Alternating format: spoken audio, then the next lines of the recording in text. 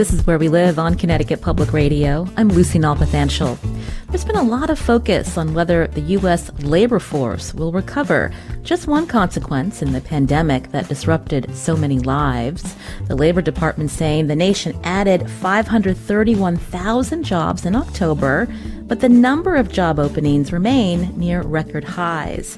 And of the sectors that have lost jobs, none have recovered pre-pandemic levels.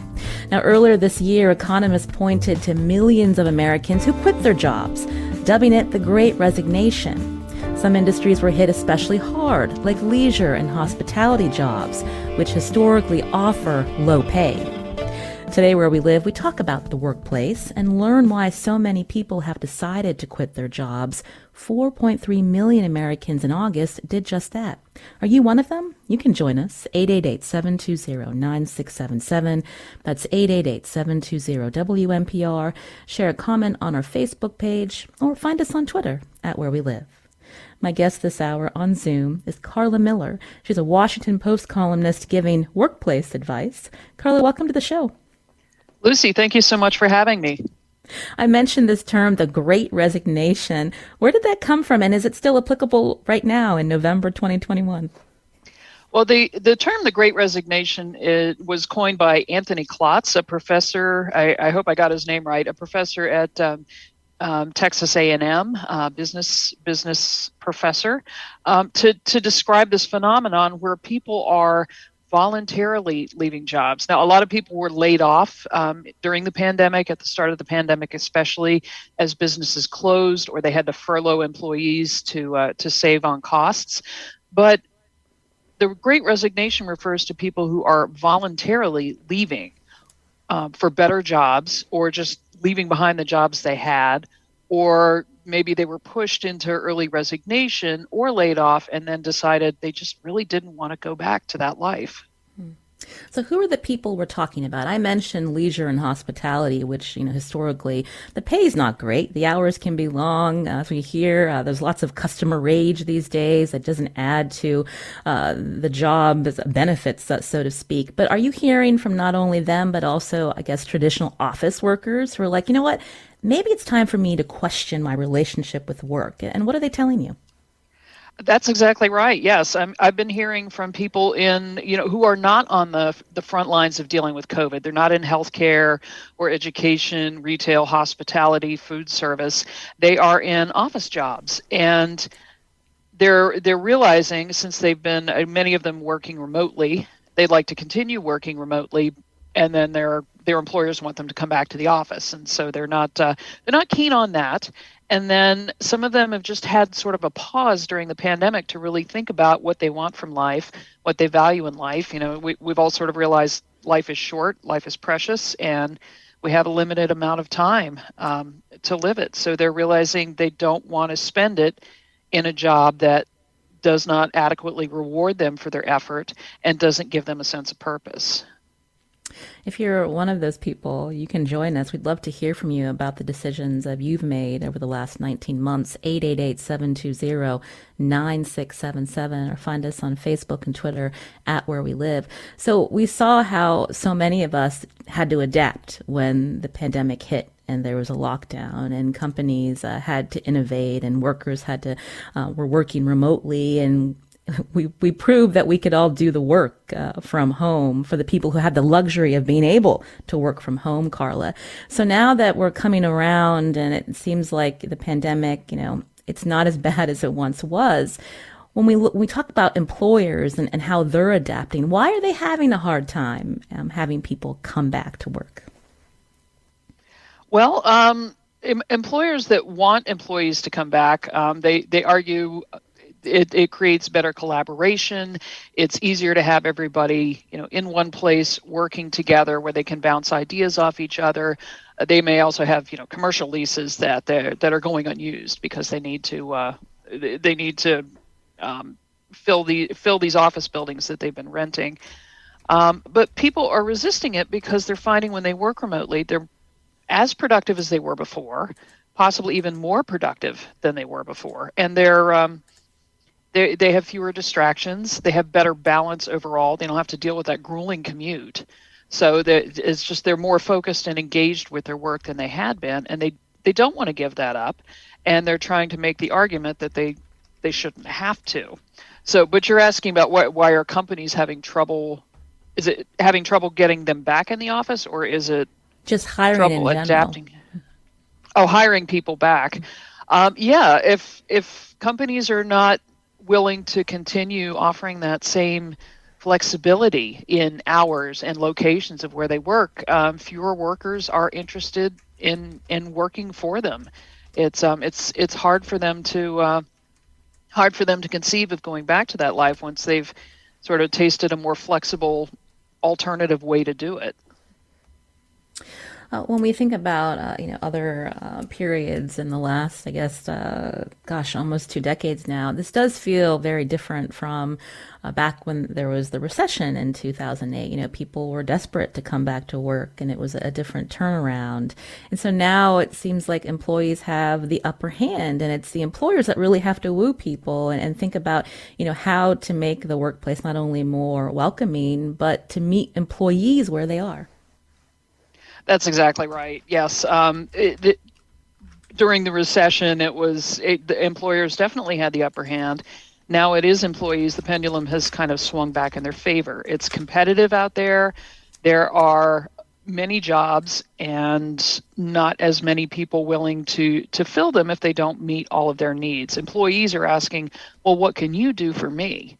Will you allow me to have balance? Will you allow me to have a sense of purpose? Will you pay me adequate wages and benefits so that I can actually make a living at this job and not have to give my entire life to it? And employers that either can't afford, maybe not every employer can afford to start giving out raises, and so if they can't compete with other employers that are offering higher wages, that puts them at a disadvantage. If it's a job where you can't work remotely, it's not an office job. It's an in-person, on-the-ground job. You have to get more creative about what kinds of other benefits you're able to offer to entice people to come work for you. Is there also a generational divide, Karla, when we think about the people who are deciding to quit or find a new job that fits, what they see are priorities in their life now, as we've all rethought about what's important to us during the pandemic? I mean, who have you spoken with, and do you think there's a trend there? It's funny. There is a narrative that it's the Zoomers, the Gen Z, and young millennials who are leading this charge out of the workplace. Because they haven't been in the workforce long enough, and they want things to go their way. But it's actually, I'm hearing from a lot of people who are mid-career or close to retirement who have reached this same sort of epiphany about their work-life balance and realizing that there is another way to do it. We don't have to accept the way we've been doing it for decades, and we have the technology to be more flexible. And so they are really rethinking what they've always kind of accepted as, what they have to take to keep a livelihood, and sort of challenging that and looking at new opportunities. So while it's, younger workers are always going to be at the forefront of major change and disruption, it's actually spanning generations, and it's a lot of folks who would not have jumped ship on a job before for any, for just any reason, and now they're realizing that it's not worth it for them to stick around. You can join our conversation. You can find us on Facebook and Twitter at Where We Live. Rich had called in from North Haven, wanted to share that he quit his job as a social media specialist because it was too toxic. Now he's a hockey coach, enjoying life off the internet. And so I wanted you to just respond to that, Karla. Well, yeah, I can see, giving up really giving up a violent, active, bloody pastime and turning to hockey instead. I mean, that totally makes sense to me. No, that's great. And a lot of people are changing their outlook, changing careers, realizing that what they've always been doing is, was fine, but it doesn't really fulfill them. And so they're turning to other activities, other jobs, other industries that appeal more to them, and give them a chance to feel like they're really engaged and that they're giving back. Again, you can join us, find us on Facebook and Twitter at Where We Live. We talked a little bit about how employers are adapting, Karla, and so thinking again about this hybrid model versus the 5-day week, is that something that we're going to see less and less of in terms of, again, trying to adapt to what employees want? Possibly. It depends on the workplace. It depends on the nature of the job. And, some jobs, again, you really kind of need to be there in person for, security reasons or client service reasons. You need to have somebody actually in the building. But yeah, there's been a lot of talk about moving to a 4-day work week, shortening our work days and shortening our weeks. The 40-hour work week came about because, we needed to put a limit on the time people were spending on assembly lines and working dangerous machinery and doing physical labor. And a lot of times, a lot of studies are showing that people in desk jobs doing information management, for example, don't even need a full 40 hours to accomplish these jobs. They can get it done in 6 hours a day instead of 8 hours a day. And then actually after a certain point, you start getting diminishing returns on that work if you try to push yourself beyond that mental load. So there are voices calling for shorter work weeks and more hybrid work weeks and less of this 9 to 5 in office model. Can we get back to, at the top of the hour, I mentioned leisure and hospitality. When we think about the types of jobs that people have filled, but, these are jobs that traditionally are paying low wages and, the benefits are slim to none. And so as we think about these labor shortages, can workplaces afford to increase wages? Because when you talk to some business owners, they claim they cannot. Right. And not being a business owner myself, I don't have a good grasp of what it takes and whether it really is feasible to raise wages. I mean, a large corporation with many franchises is probably better positioned to make that kind of call and make that kind of offer. But small business owners are struggling because they're paying what they can pay. They need hands to help them run the business a certain number of hours a day, but they're used to paying a certain amount for a certain number of hours, and now they're suddenly being asked to pay more to keep up with other employers, to keep up with larger corporations who can afford to pay $15 an hour or more. And these smaller businesses who maybe were operating on pretty thin margins to start with, as many restaurants are, just don't have the resources to be able to offer more unless they make some other changes, raise their prices, make other cutbacks. So I'm sympathetic. It is hard for small business owners to make this kind of quick change and suddenly start competing with other employers. Their best bet is to find other ways to compensate. Even if they can't pay more money, they can offer more reliable, predictable schedules to workers. The just-in-time scheduling is really hard on hospitality and retail workers, where they get notice, a few hours before their shift starts, or less than 24 hours before the shift starts, they're told they have to come into work and they have to scramble to find childcare, or make other accommodations in their day. So employers that can offer more reliable, predictable hours or offer just sort of a better overall quality of life may be able to help compensate for the fact that they can't pay as much in wages. Again, you can join us, 888-720-9677, or find us on Facebook and Twitter at Where We Live. Again, we'd love to hear from you about how you've rethought your relationship with work. I want to take a quick call, I believe, from someone in Glastonbury. Mudassir, hello, this is Where We Live, and this is Lucy that's speaking with you. Can you hear me? Yes, Lucy, this is Mudassir. I am from Glastonbury. What wonderful! Tell us what you've decided and the changes you've made. All right. So I was a operation manager slash manager for the Home Depot in my town in Glastonbury. So I knew a lot of people in the community. A lot of my customers were my neighbors. So I saw the whole pandemic go through my town, right? So from starting the store, coming in, getting so many emails saying that, hey, I can't come to work, I'm too afraid. So this is like, we're talking March of 2020. And by the time we're in June, we put up all the barriers, we made signs, we put, floor markers. And at the same time, I'm still going to work, right? And there were so many different situations, like the company is telling us, hey, you don't have to wear a mask, and then the next week we have to wear a mask, and the following week it's like, don't have to wear a mask, now go take your temperature. So there were so many different things that was changing consistently, but the one thing that was really surprising was the amount of sales. Like the volume of sales just skyrocketed. It was just tremendous, the amount of people that were just coming in every day just to shop because they were all working from home at this point.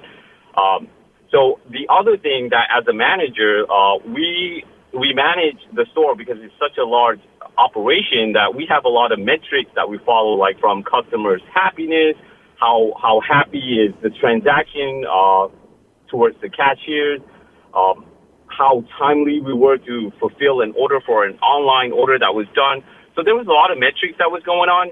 However, those metrics did not jive. Like those metrics just fell apart. It was like terrible. It's the worst metric in our entire 20 years in this store. However, our sales volume was just phenomenal. You can see the customers were very happy.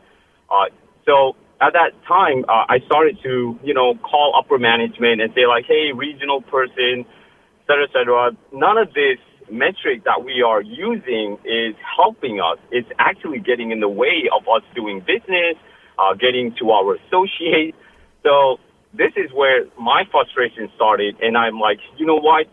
They are not listening. Like U.S. corporation is not listening. They're not looking at the feedback from the ground. And I think that's what motivated me to start looking around into something that I can do and something that I could actually shape into my own future. And I after a successful 20 months during the COVID-19, I got an opportunity to open my own business now, and I now deliver packages for Amazon in those blue vans, and I know that's the future, and I'm not having a hard time finding help, and I think that's because the workforce that was working in retail stores are now starting to go like, hey, you know what? There's other opportunities like delivering packages. So I think we're just going through a shift. Right. Mudassir, thank you for sharing that with us. And we're glad that you decided what was right for you and what worked for you. I thought it was interesting, Karla, as Mudassir was talking all about metrics. What about the people doing the work, the humans that are dealing with the higher volume, the higher stress? Customers are happy, but it sounds like what was left out of that equation was how Mudassir and his colleagues were feeling during this time.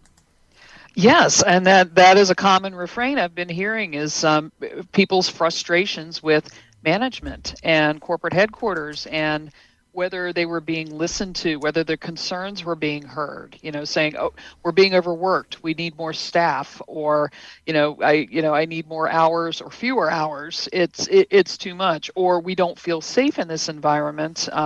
Mudassir mentioned, changing guidelines on masks and distancing and temperature taking. And a lot of employees were legitimately afraid because they were being asked to go into unsafe environments and not being given appropriate guidelines or even equipment to allow them to protect themselves and sort of prevent the spread of COVID. So the management turning a stone ear to all those complaints and concerns really left a bad taste in employees' mouths, and that's why so many, like Mudassir, are opting to go work for themselves or go work a more of a gig type a gig type job because it gives them they feel it gives them a little more control over their hours in the situations they allow themselves to be in. We're going to talk more about that right after the break. You're hearing Karla Miller here on Where We Live. She's a Washington Post columnist giving workplace advice as we talk about changes to the labor market in the pandemic. As we heard, it's not only about wages. After the break, we talk about why Americans who've decided to quit their jobs for the other reasons, like Mudasir and others. You can join us too. We'd love to hear your story, 888-720-9677, or find us on Facebook and Twitter at Where We Live.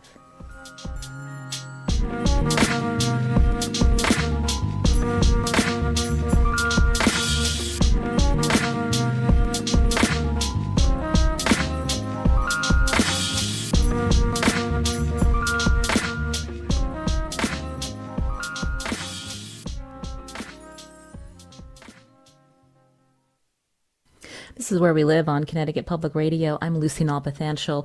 Coming up, there's been a long time shortage of workers to fill Connecticut manufacturing jobs, even before the pandemic. We'll hear from an aerospace manufacturer who says more employers should consider training people who've been formerly incarcerated. That's later. Now, we've been talking about the number of Americans who've chosen to leave their jobs, some economists dubbing this period the Great Resignation. How have the last 19 months made you question your relationship with your current job? Are you looking for a new job or recently started one? We want to hear from you. You can join us, 888-720-9677, or find us on Facebook and Twitter at Where We Live. My guest today is Karla Miller, a Washington Post columnist who gives workplace advice. Before we talk more about some of the other reasons Americans are quitting, and also the maybe the attraction to gig work, so to speak. Karla, you touched on that before the break. I wanted to bring up, when we think about these big decisions that are being made in terms of should I stay with this job that's making me miserable, or should I find something else? We know in this country that our work is tied to having benefits like stable health insurance, and so when you're talking with people, how are they thinking about that when they're deciding whether or not to leave their current job? That definitely is a big concern. I've heard from a number of people who would really like to leave their current jobs, but maybe they have health conditions or families who depend on them having access to health care, and because their benefits are tied to their jobs, they can't just jump out of the job and go look for something else. They have to make sure that they have another solid platform to land on so that they can continue their benefits. People who have been laid off during the pandemic or furloughed or laid off and lost their jobs also lost access to healthcare benefits, and they're having to figure out how to manage. Some of them are going on the Affordable Care Act healthcare exchange and finding plans to cover them. Some of them are opting for COBRA coverage, which is really expensive, but it's the best option available to them. The ones who are closer to retirement age might qualify for Medicare, so they're trying to hang on until they reach that point. But it is a major factor in a lot of people's concerns about leaving their jobs or changing their careers. Even if they're thinking about moving to gig work, they still don't have that sort of anchor of healthcare benefits available to them through the job if they take a gig job. Again, you can join us, 888-720-9677, or find us on Facebook and Twitter at Where We Live. And so when we think about people who are quitting and what their next steps are, can you talk about that in terms of, are people more likely to do this if, say, there's another head of household who's making a steady income? And what does this mean for people? It's just themselves that they're supporting. How can they swing this, Karla? I'm darned if I know. In some cases, yes, it is much easier if you have a partner at home who has a steady job, who has health care. You have that anchor. Some people have families that they can move in with, who can help support them financially and give them a roof over their heads while they figure out their next steps and get their feet under them. But there are quite a few people who don't have those safety nets available to them. So they're having to get really creative about how ways to save money, how to cut back expenses and other ways to generate income. Again, sometimes taking on multiple side gigs just to sort of fill in the gaps and make sure they meet their expenses. Some have benefited somewhat from government benefits. Child tax credit has been helpful to some workers I've heard from, and early on when we had pandemic relief unemployment benefits that were boosted by COVID relief bills early on, that was helpful to a number of people in sort of building up savings and making ends meet while they prepared for the next step. So not everyone is having the great success changing over. I've heard from some folks who are really living on the edge. They're homeless, or they're on the verge of becoming homeless because they can't make ends meet, and because they can't find a good job with wages. And it really is a struggle for them. Again, you can join us 888-720-9677 or find us on Facebook and Twitter at Where We Live. Chris is calling in from Hartford. Chris, what did you want to share? I retired at the end of May in 2020, and that decision was not totally driven by COVID, but it was similar to what some of your other callers have talked about in terms of other work environment influences. I had been with the company for 31 years and had intended to work for 2 more years until my daughter aged off of my health insurance, but found myself working for a manager who was very autocratic, which is not the normal style of my company, and just really started thinking about whether it was worth it to continue for 2 more years or whether I should be looking at other options. So basically, I confirmed that my daughter could get good medical insurance through her school, and I confirmed with my financial advisor that my assumptions about my own financial situation for retirement were sound and that I wasn't overlooking anything major that could negatively influence that. Fortunately, I had just turned 65, so I was old enough to qualify for Medicare, so I didn't have to worry about medical insurance. But basically, after confirming that those couple of financial aspects were going to be okay, I did go ahead and give my notice to retire.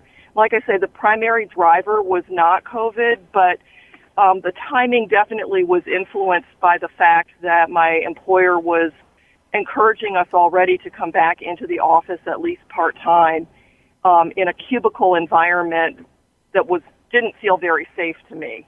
And so that was part of the picture, but there was more to it. Well, thank you, Chris, for sharing, again, some of the decisions and factors that you had to consider before retiring. I want to take another call. Dakota in Brantford. Dakota, what did you want to share or ask? Dakota, can you hear us? Hi, yeah, thank you. Yes, I can. Sorry, thank you. I wanted to mention the industry of healthcare, which has really gone through a tremendous stress working through the pandemic. And I'm wondering if you have heard or talked to healthcare workers. I'm a nurse midwife in New Haven, and we certainly have felt not only the stress of working through a pandemic, the incredible mistrust in healthcare that has kind of like come around with vaccine resistance and just misinformation just in general about healthcare and the pandemic, which has been incredibly stressful.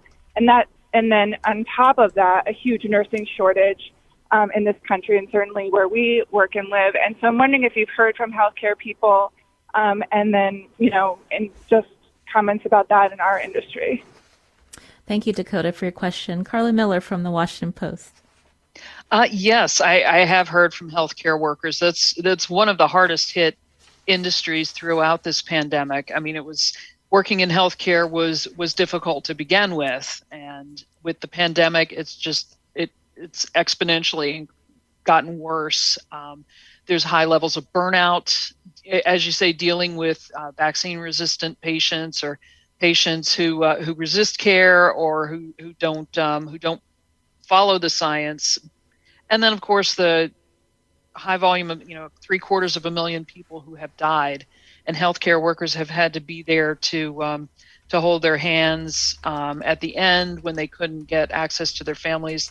That sort of thing just it leads to heavy burnout, and it's crushing. And I've heard from a number of people in healthcare who have just, they can't take much more of it. They've been looking to other industries again, other jobs, shifting their careers to take on other jobs so that they can sort of preserve their own health and their own well-being.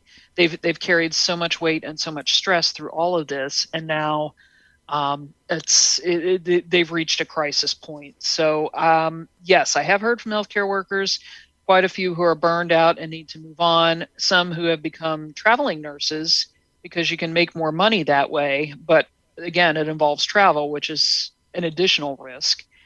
And then, I'm concerned about after, the dust settles, once we get the virus more under control, what's going to happen to healthcare, what's going to be left when the dust settles, how many shortages are we going to have to deal with in general healthcare because of what we've been through. Again, you can join us, 888-720-9677, or find us on Facebook and Twitter at Where We Live, as we talk about why people are choosing to quit their jobs, reevaluate their relationship with work, finding a job that better suits their priorities, their lifestyle now, as the pandemic has shown us that, every day is not guaranteed. Again, the number 888-720-9677, or find us on Facebook and Twitter at Where We Live. In the past, Karla, there was this, worry or concern that if you quit your job, especially women felt this concern, and there was a gap on your resume, that can impact your ability to find a new job down the road. Is that also changing?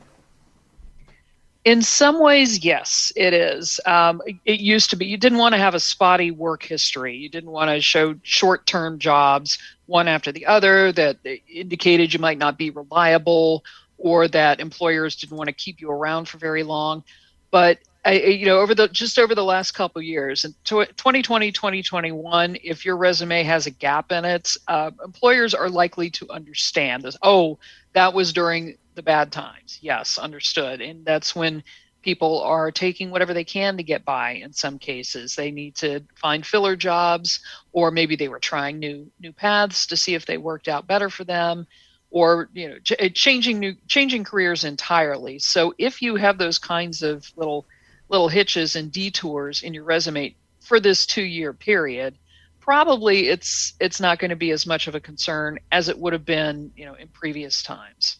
Then again, a lot of women in particular have been hard hit by the pandemic. Job losses among women, particularly among Black and brown women, have outpaced job losses among men, and the recovery has been much slower in many cases because many of these women are mothers. They can't find childcare, and they needed to back off of their jobs so they could help their kids through school or look after family members who might be sick or need care and couldn't get it elsewhere. So that is a gap, that is a job loss that may not be as easy to recover from. Women have lost a lot of ground during this pandemic professionally, and it remains to be seen how long it's going to take to make up for lost time. Amy from New Britain, I wanted to share, because we'd brought up the whole health insurance question, and that can impede people sometimes from taking the next step because they need health insurance. Amy sharing that Bernie Sanders' version of Medicare for all would address these concerns, and I wanted you to talk more about that, Karla. Especially again, we think about people transitioning to gig work and having more flexibility, but yet again, there's the health insurance question. Well, I'm certainly not qualified to speak to anyone plan or another as being better than another. But what I have observed is, yes, we need some kind of solution that detaches healthcare from employment and detaches healthcare from marriage. Up to this point, you've had to have a good job to get good healthcare, or you've had to be married to the right person. And so people have been reluctant to leave bad jobs or leave bad marriages because they need access to good healthcare.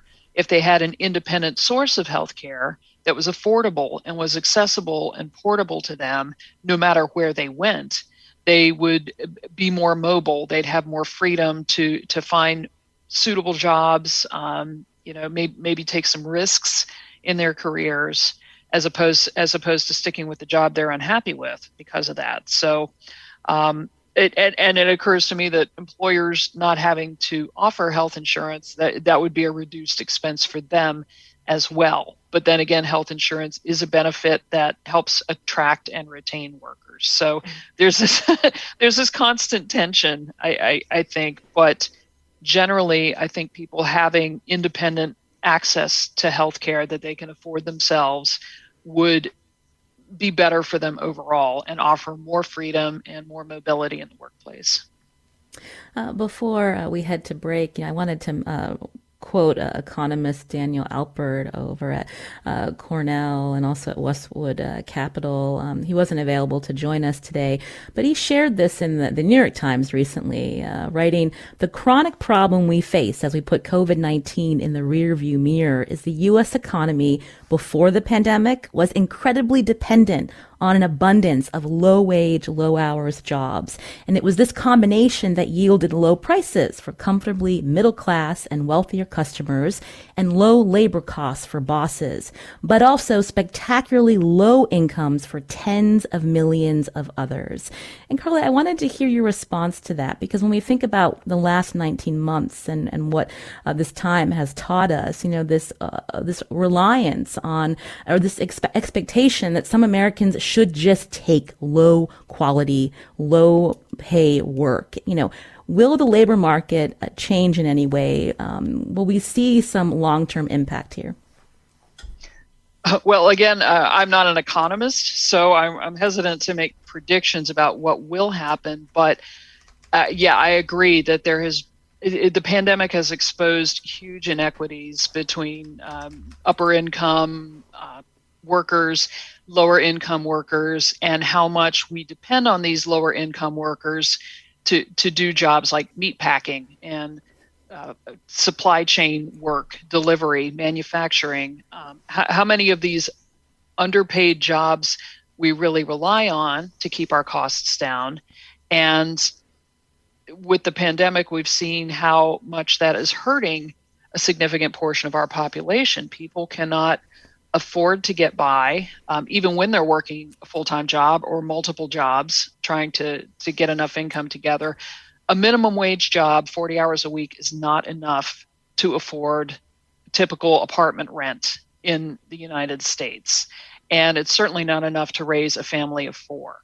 So there are a lot of issues that I think we are being forced to face about what our minimum wage is, what we expect from low-paid workers, what is a living wage, what is going to allow people to not only survive but thrive with their jobs. And I can't predict whether we will face up to that or whether we'll just kind of gloss over it and forget it as the urgency dies away. But I hope we will face it, and I hope we will pay attention and make changes to right these issues.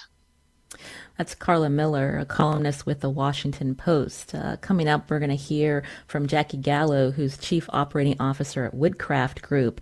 This is an aerospace manufacturer looking at the labor shortage head on. She's worked to employ formerly incarcerated residents in her workplace. We're going to hear from her after a short break.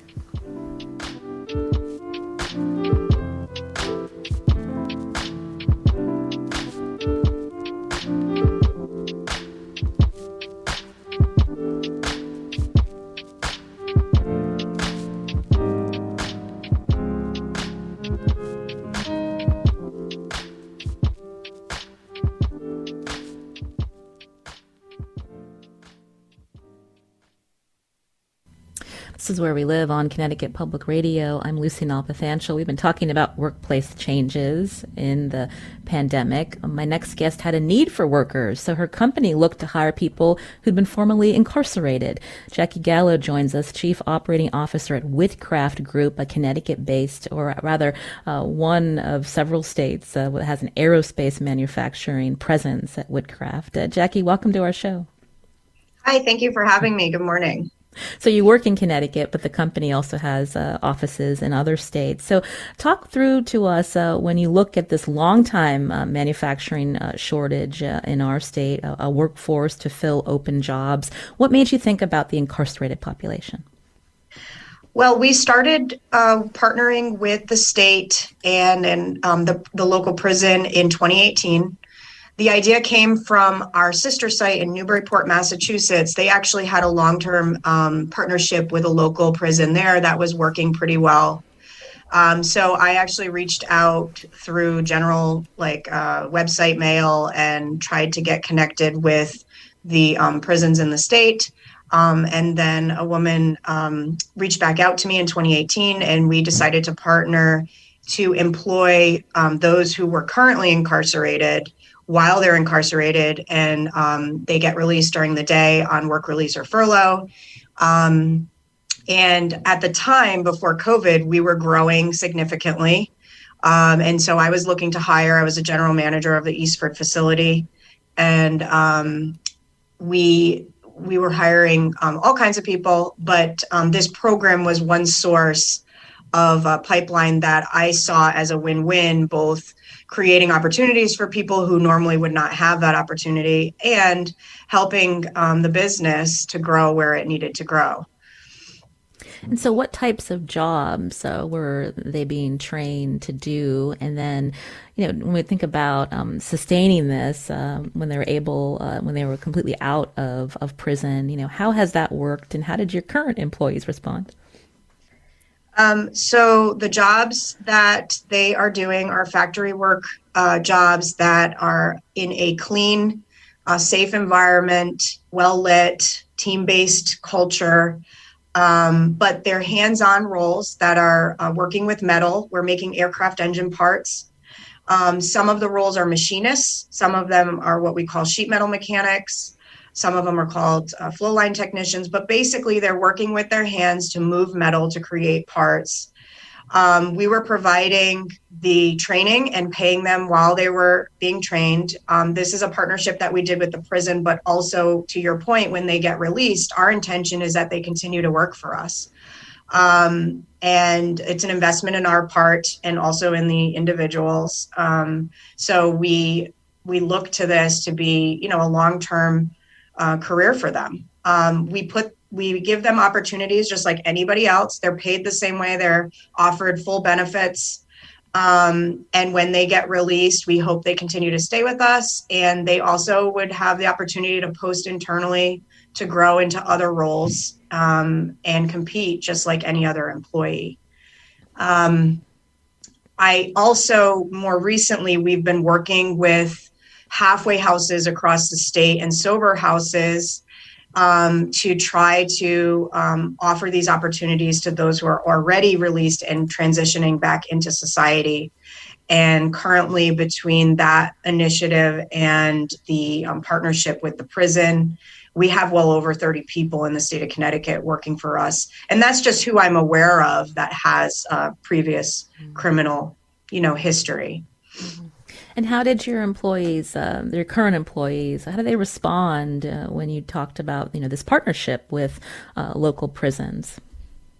So when I first introduced the idea in 2018, I did a lot of roundtables with the employees in the Eastford facility. At the time, we had 400 employees to introduce the idea and get their thoughts on it. There was a lot of trepidation about it. There was concern around safety of the people that were working in the facility currently. And, we talked through it. I assured them that we had a pretty robust program and situation for looking at what the risks were. The state, the prison and the state resources they have a pretty thorough vetting process for those who they would even get to the point to recommend for the Second Chance program.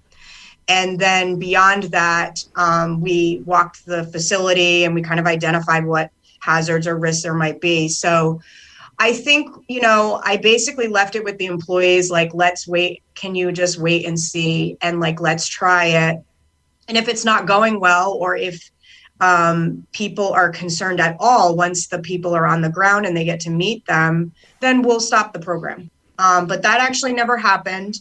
And in fact, it went the other way. Fast forward about 6 months from when we first started the partnership, actually, the employees were on the total opposite side of it. And today, I actually have employees that are working with those who have been released and are now in society, and maybe they don't have a car or whatever. And I have employees that are picking them up every morning and bringing them to work and trying to support their career growth and their family and community. It sounds like the right transition that people need, because we know that there is stigma with people giving those who may have been incarcerated a second chance. But you're seeing at your company that if you give them support and the right training, that they're as valuable as the current employees that you've had for a long time. Yeah, absolutely. In fact, we have a couple of the gentlemen who were in the actual prison working in the work release with us in 2018 who are in leadership roles on the shop floor now. And they're getting married and they're thriving personally and also professionally. So, I always say, look, they're just individuals just like anybody else. Not every single one of them has worked out, but many of them have. And I really think, when people have a criminal history or they find themselves in a situation where they're incarcerated through their own actions or maybe through environmental situation, look, they're served their time, they're given a sentence, they serve it, they get released, and unfortunately, they're not able to fully enter society in a meaningful way because of the way employers look at them. And that, to me, is unfair. That's a lifetime sentence, which is not what they were issued to them when they went to prison. They should be able to re-enter society just like anybody else. And that's where the second chance comes in. Jackie, we have under a minute, but I was looking at the op-ed that you wrote for the Hartford Courant, also data showing more than 6,000 open manufacturing jobs in Connecticut. Are you hearing from other manufacturers in Connecticut that are interested in what you've done at Whitcraft? Absolutely.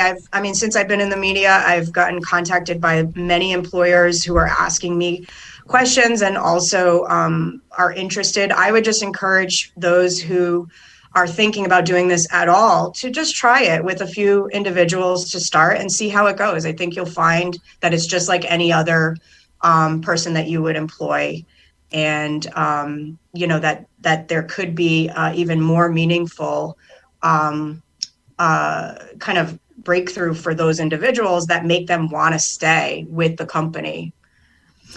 You've been hearing Jackie Gallo, again, Chief Operating Officer at Whitcraft Group, an aerospace manufacturer. Thanks for your time, Jackie. Thanks so much for having me.